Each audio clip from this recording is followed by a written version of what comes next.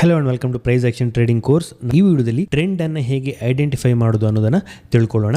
ನಮ್ಮ ಹಿಂದಿನ ವಿಡಿಯೋದಲ್ಲಿ ಟ್ರೆಂಡ್ ಅಂದ್ರೆ ಏನು, ಯಾವ ರೀತಿಯ ಟ್ರೆಂಡ್ ಇದೆ ಅಂತ ನಾವು ತಿಳ್ಕೊಂಡಿದ್ವಿ.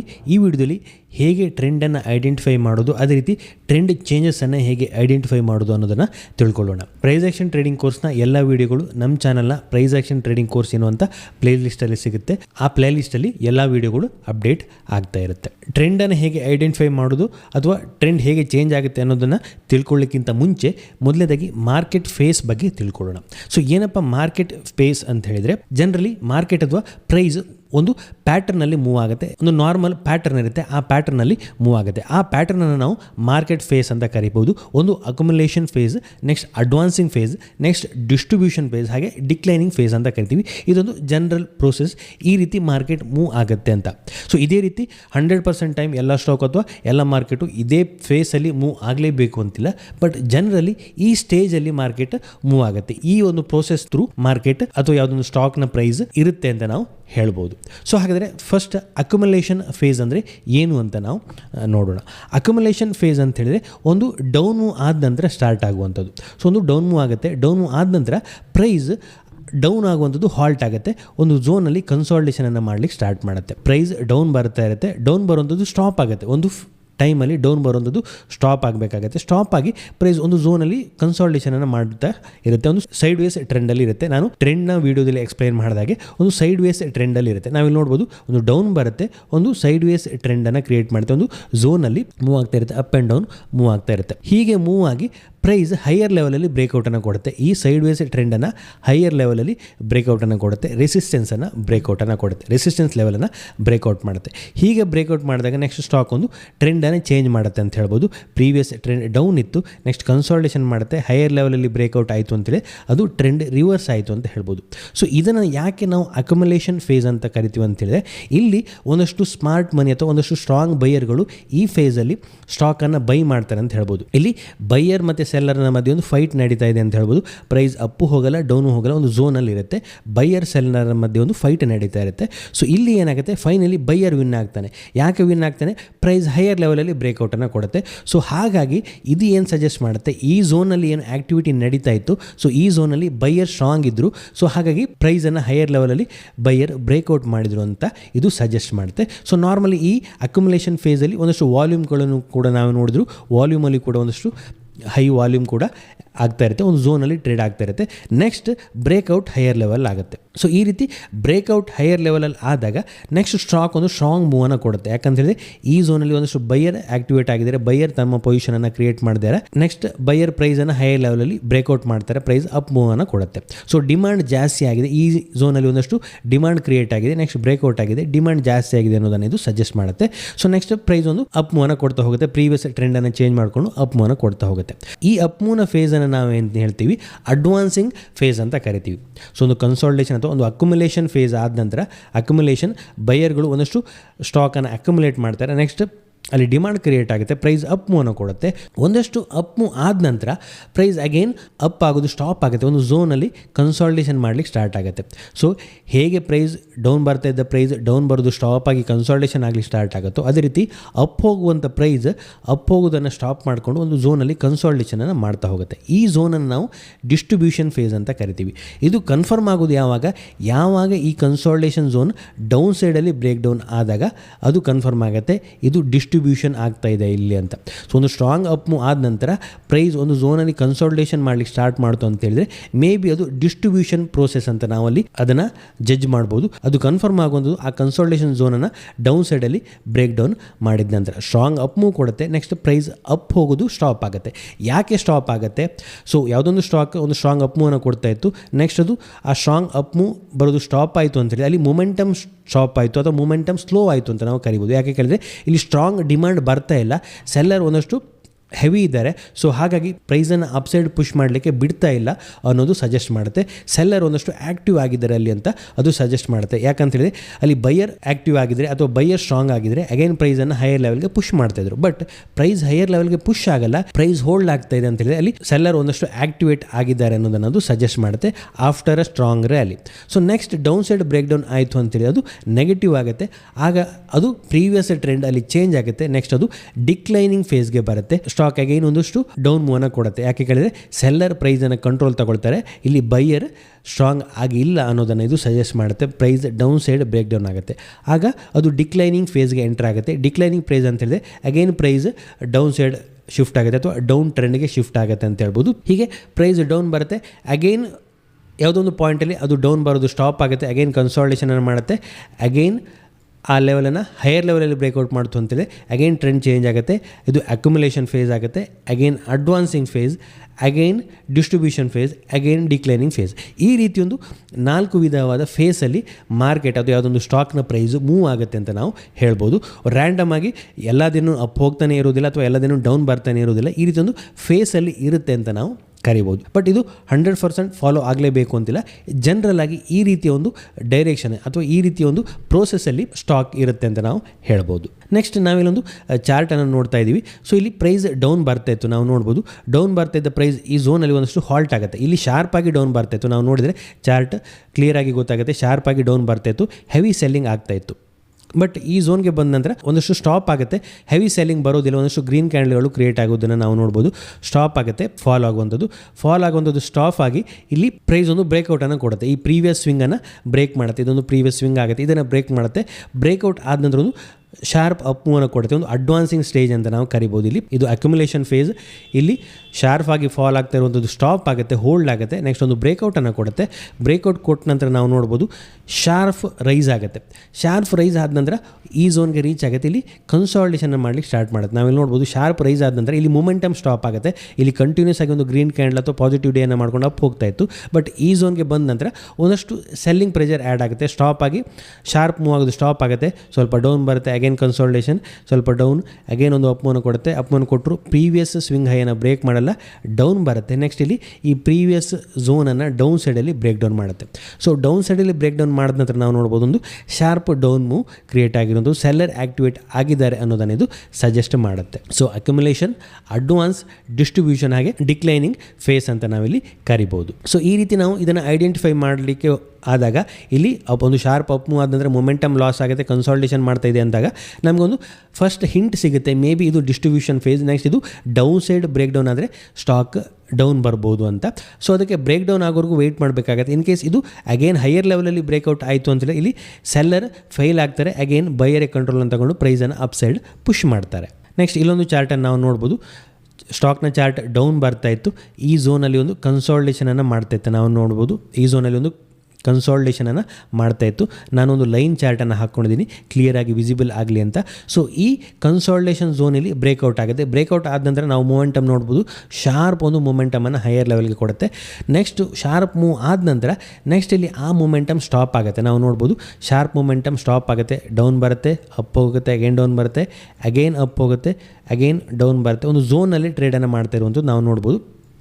ಒಂದು ಬಿಗರ್ ರೇಂಜನ್ನು ಕ್ರಿಯೇಟ್ ಮಾಡುತ್ತೆ. ಈ ಶಾರ್ಪ್ ಅಪ್ ಮೂವ್ ಸ್ಟಾಪ್ ಆಗುತ್ತೆ, ಕಂಟಿನ್ಯೂ ಆಗೋದಿಲ್ಲ, ಒಂದು ಝೋನಲ್ಲಿ ಕನ್ಸಾಲಿಡೇಷನನ್ನು ಮಾಡ್ತಾ ಇದೆ.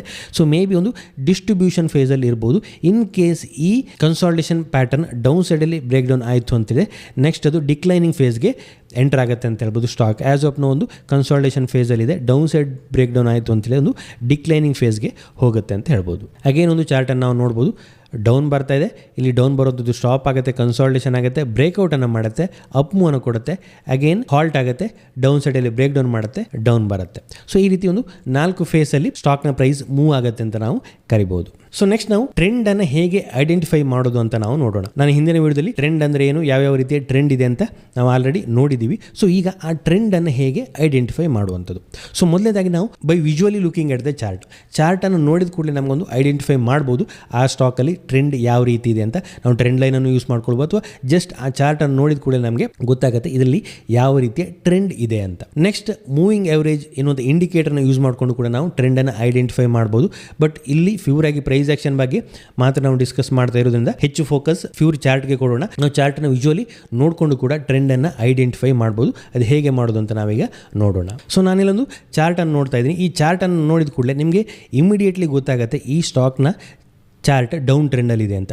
ಸೊ ಯಾಕೆ ಕೇಳಿದರೆ, ನಾನು ಟ್ರೆಂಡ್ ಎಕ್ಸ್ಪ್ಲೈನ್ ಮಾಡಿದಂಥ ವಿಡಿಯೋದಲ್ಲಿ ಕ್ಲಿಯರ್ ಆಗಿ ಹೇಳಿದ್ದೀನಿ, ಯಾವ ಸ್ಟಾಕ್ನ ಪ್ರೈಸ್ ಕಂಟಿನ್ಯೂಸ್ ಆಗಿ ಡೌನ್ ಬರ್ತಾ ಇರುತ್ತೋ ಅಲ್ಲಿ ಅದನ್ನು ನಾವು ಡೌನ್ ಟ್ರೆಂಡಲ್ಲಿ ಇದೆ ಅಂತ ನಾವು ಹೇಳ್ಬೋದು. ಸೊ ಇಲ್ಲಿ ನಾವು ಚಾರ್ಟನ್ನು ನೋಡಿದಾಗ ಕ್ಲಿಯರ್ ಆಗಿ ನಮಗೆ ವಿಸಿಬಲ್ ಆಗುತ್ತೆ, ಸ್ಟಾಕ್ನ ಚಾರ್ಟ್ ಒಂದು ಲೋವರ್ ಲೋ ಸ್ಟ್ರಕ್ಚರನ್ನು ಮಾಡಿಕೊಂಡು ಡೌನ್ ಬರ್ತಾ ಇದೆ, ಕಂಟಿನ್ಯೂಸ್ ಆಗಿ ಡೌನ್ ಬರ್ತಾನೆ ಇದೆ ಅಂತ ಹೇಳ್ಬೋದು. ಯಾವುದೊಂದು ಮೊಮೆಂಟಮನ್ನು ಹೈಯರ್ ಲೆವೆಲ್ಗೆ ಕೊಡ್ತಾ ಇಲ್ಲ, ಕ್ಲಿಯರ್ ಆಗಿ ಒಂದು ಡೌನ್ ಟ್ರೆಂಡನ್ನೇ ಮಾಡ್ತಾ ಇರುವಂಥದ್ದು. ಸೊ ಇಲ್ಲಿ ಕ್ಲಿಯರ್ ಆಗಿ ವಿಸಿಬಲ್ ಆಗುತ್ತೆ ನಮಗೆ ಸ್ಟಾಕ್ನ ಚಾರ್ಟ್ ಡೌನ್ ಬರ್ತಾ ಇದೆ, ಡೌನ್ ಟ್ರೆಂಡಲ್ಲಿ ಇದೆ ಅಂತ. ಹಾಗೆ ನಾವು ಟ್ರೆಂಡ್ ಲೈನನ್ನು ಕೂಡ ಡ್ರಾ ಮಾಡ್ಬೋದು. ಸೊ ಇಲ್ಲಿ ರೀತಿ ಟ್ರೆಂಡ್ ಲೈನನ್ನು ಡ್ರಾ ಮಾಡಿದರೂ ಕೂಡ ಟ್ರೆಂಡ್ ಲೈನ್ ಕೂಡ ಇಲ್ಲಿ ಡೌನ್ ಸೈಡಲ್ಲಿ ಬ್ರೇಕ್ ಡೌನ್ ಮಾಡಿದೆ. ಸೊ ನಾವು ಇಲ್ಲಿ ನೋಡಿದಾಗ ಸ್ಟಾಕ್ ಒಂದು ಸ್ಟ್ರಾಂಗ್ ಅಪ್ ಮೂವ್ನ ಕೊಡ್ತಾ ಇತ್ತು. ಈ ರೀತಿಯ ಲೋಗಳನ್ನು ನಾವು ಜಾಯಿಂಟ್ ಮಾಡಿಕೊಂಡು ಟ್ರೆಂಡ್ ಲೈನನ್ನು ಡ್ರಾ ಮಾಡ್ಬೋದು. ನಾನು ಆಲ್ರೆಡಿ ಒಂದು ವಿಡಿಯೋನ ಮಾಡಿದ್ದೀನಿ.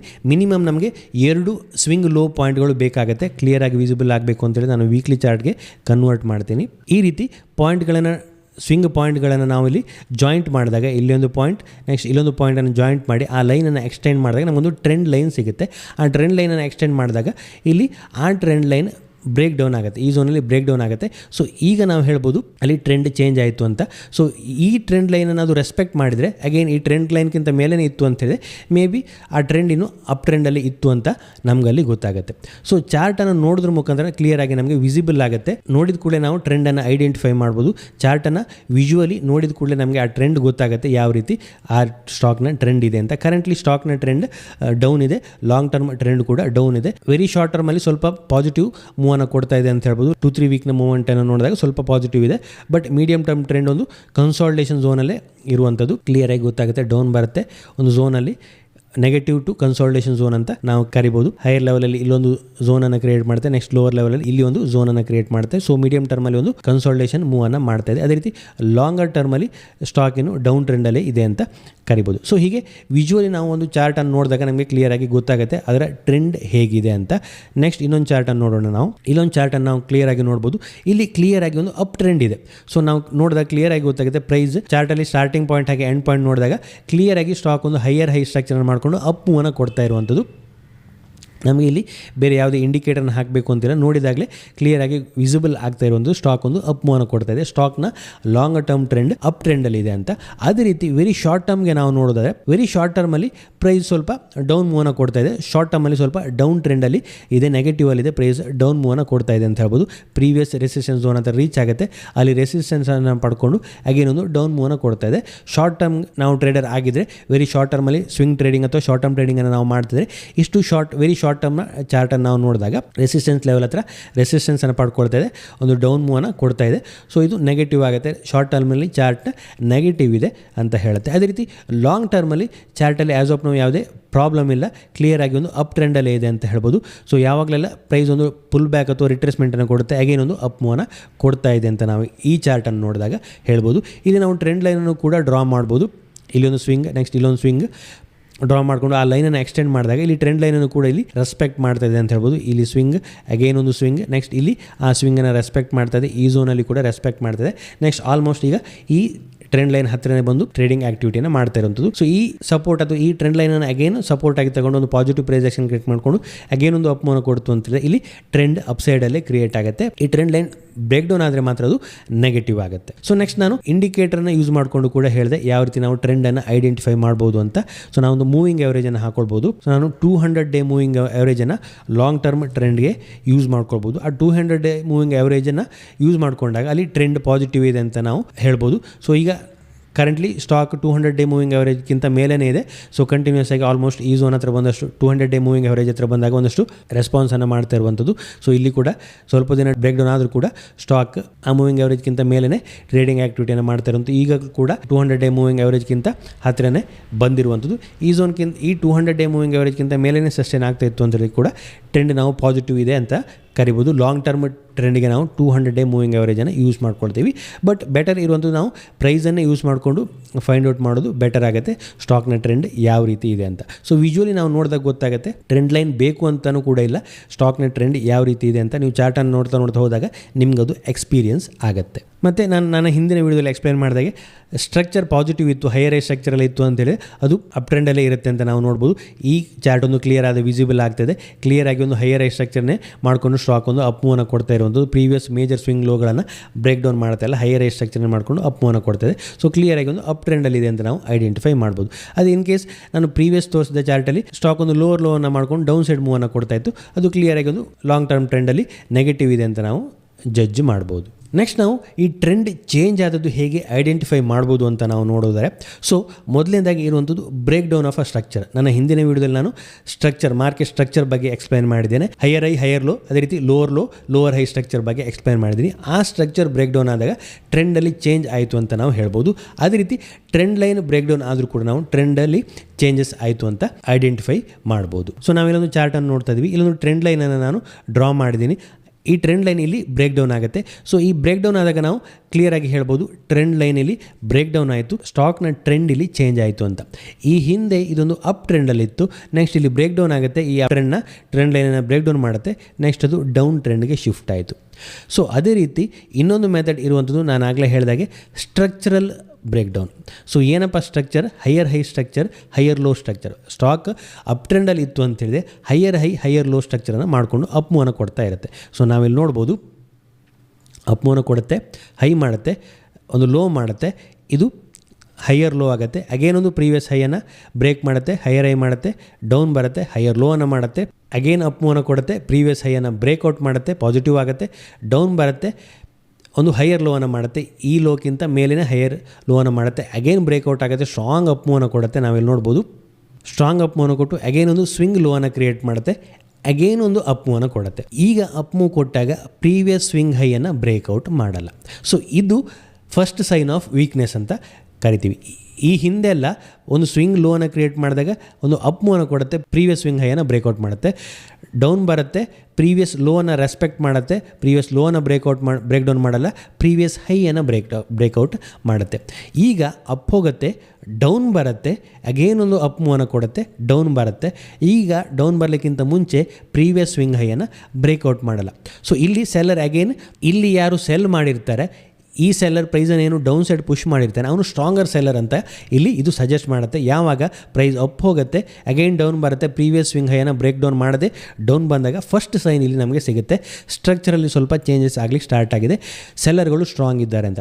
ಅಗೈನ್ ಡೌನ್ ಬರುತ್ತೆ, ಡೌನ್ ಬಂದು ಅಗೈನ್ ಒಂದು ಅಪ್ ಮೂವನ್ನು ಕೊಡುವಂಥ ಅಟೆಂಪ್ಟನ್ನು ಮಾಡುತ್ತೆ. ಅಟೆಂಪ್ಟ್ ಮಾಡಿದರೂ ಕೂಡ ಪ್ರೀವಿಯಸ್ ಸ್ವಿಂಗ್ ಹೈಯನ್ನು ಬ್ರೇಕ್ ಔಟ್ ಮಾಡಲಿಕ್ಕೆ ಆಗಲ್ಲ, ಡೌನ್ ಬರುತ್ತೆ, ಅಗೇನ್ ಅಪ್ ಮೂವನ್ನು ಕೊಡುವಂಥ ಪ್ರಯತ್ನವನ್ನು ಮಾಡಿದರೂ ಕೂಡ ಪ್ರೀವಿಯಸ್ ಸ್ವಿಂಗ್ ಹೈಯನ್ನು ಬ್ರೇಕ್ಔಟ್ ಮಾಡಲ್ಲ.